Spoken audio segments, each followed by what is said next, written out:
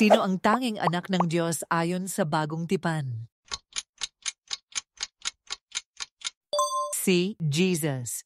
Sino ang sumulat ng aklat ng Apokalipsis? B. Juan. Ano ang pangalan ng anghel na nagsabi kay Maria na si Jesus ay ipapanganak niya?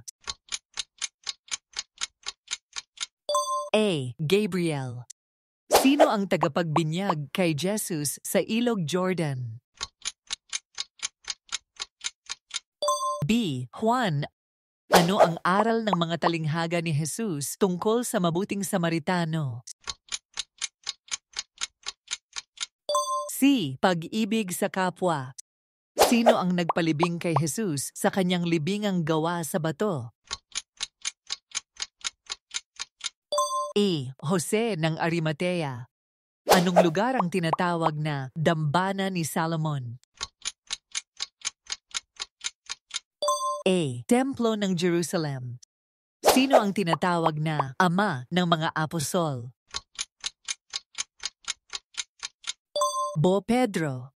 Ano ang tinatawag na pagsilang ni Jesus sa mga tagasunod niya? C. Pagkabuhay muli.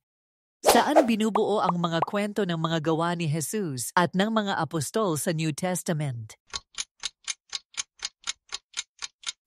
A. Mga Ebanghelyo.